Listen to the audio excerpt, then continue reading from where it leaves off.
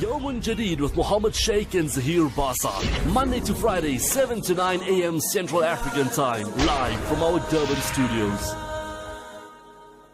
8:37 a.m. Central African Time. This is CII Radio coming to you live from our Durban studios, broadcasting across the world. Now, China has been accused of allegedly detaining up to 1 million Uyghurs and other Turkic minority Muslim groups in its Xinjiang Uyghur Autonomous Region under what UN experts have called the pretext of countering terrorism and religious extremism. Beijing, however, denies allegations of mass detention and discrimination, saying the strict security measures in Xinjiang are aimed at preventing what it calls the three forces: separatism, extremism, and terrorism. Joining us on the line to unpack this important issue is Brother Abdugheni Sabit, a Uyghur activist and a researcher. Brother Abdugheni, assalamu alaikum wa rahmatullahi wa barakatuh. Shukran for joining us. Wa alaikum assalam. Thank you very much for giving this opportunity. Thank you. Barakallah. And speak to us about the current situation on the ground in Xinjiang, in the autonomous region. What exactly is taking place right now? Actually, like Xinjiang, it's called like Uyghur side, East Turkistan. It has been an occupied country by Communist China since 1949. So after occupation, the Chinese government has committed systematically genocide of Uyghurs, especially after the 11th September. The Chinese government used so-called war on terrorism to crack down an extremely harsh policy against the Uyghurs and other the Turkic people in East Turkestan.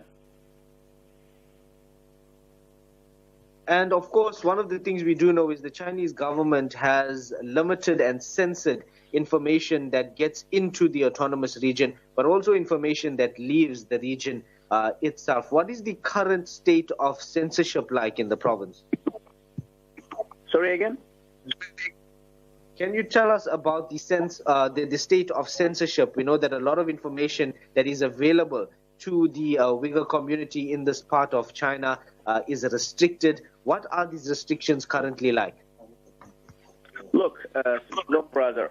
For example, the East Turkestan is actually like how can I say, become like a prison after China's occupation. For example, the many years like Human Rights Watch, Amnesty International, and other NGO organization, also some government demand China's government to allow like journalists and independent journalists to check what really happens there. But China's government always not allowed to do them. Anyone who want to, for example, any journalists who want to visit in East Turkestan, the government never gives them any permission.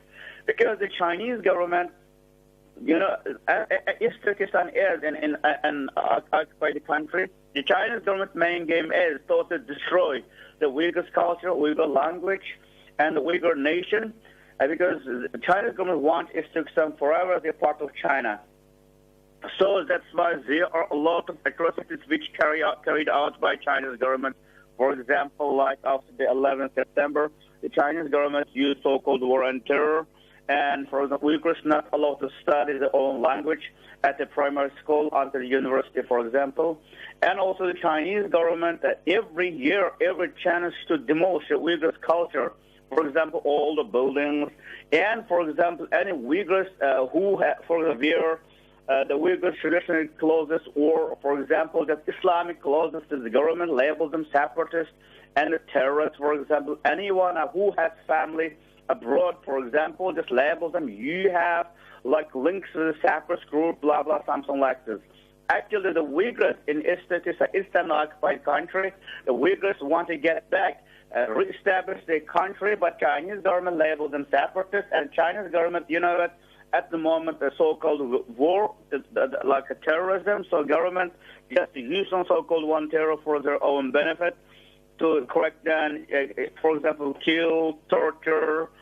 There are a lot of such crimes, brothers. That's why the media are not allowed, because Chinese government know that if like independent journalists like you, for example, just came to East Turkestan, they know what the Chinese government really doing against Uyghurs. Chinese government don't want to like the crime to the publish on the media.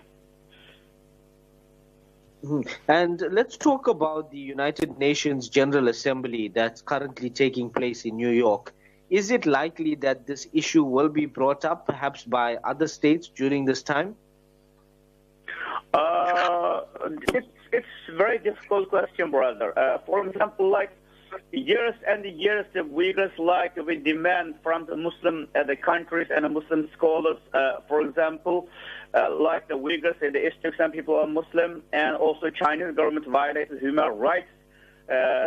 Rights for the Uyghurs and other Turkic people, and we say some at the stand up for us as like the human rights issue. But the Muslim government, it has very good relationship with the Chinese government, and they don't want to hurt the Chinese government, and they need Chinese technology. And also they have internal problems. That's why they don't want to talk about the Uyghur issue. But we demand the Muslim government, for example, must be stand up just to choose a right side. And also, for example, like United States and also like Human Rights Watch and some NGO, for example, brought the issue on the table and demand the Chinese government to stop the ethnic genocide, the killing people. Until now, the Chinese government sometimes says, yes, that's a re-education camp. We did nothing. There are three evil forces, for example, like extremism, terrorism, for example. All of them have a bunch of lies from the Chinese government. So, for example, until now, some governments like United States and also Canada, for example, I had Canada, for example, they brought this issue on the table. But now we don't think so. It's not really happened. And when we're looking at this entire issue, of course, for Muslims across the world, this is something that's very saddening. It's something that's very disheartening. But what can we do in our own respective countries to try and help the Uyghur community? For example, like the NGO, like people like you, brother, like you, for example, learn the East Turkestan history, learn the Uyghur people and other Turkic people, and also the history of China, for example, people in Tibet. So the Chinese government, is very greedy. I mean, like, if you learn about the Uyghurs and the history and what really happened here, and you can talk like a radio, like a TV, like a journal, like a newspaper, and explain them how the Chinese government, like killing, kidnapping, torturing the Uyghurs and committing ethnic genocide in East Turkestan. That's a right article, or write a book, brother. And also like make a big organization and conference, spread the issue among the Muslims, spread the issue among the humanity. Shukran, Brother Abdugheni, for joining us this morning, for helping to unpack this issue and creating awareness as well. We really appreciate it. Barakallahu fikum. Thank you very much. Barakallahu fikum, brother. Assalamu alaikum. Wa alaikum salam wa rahmatullahi wa barakatuh. That was Brother Abdugheni joining us this morning. He is a Uyghur activist and researcher, and of course providing some valuable insights into the current plight of the embattled Uyghur population in China, ethnic Muslim minority that are experiencing much harshness at the hands of the Chinese communist regime. 8:45 a.m. Central African Time. يوم جديد with Mohammed Sheikh and Zahir Basa. Monday to Friday, 7 to 9 a.m. Central African Time. Live from our Durban studios.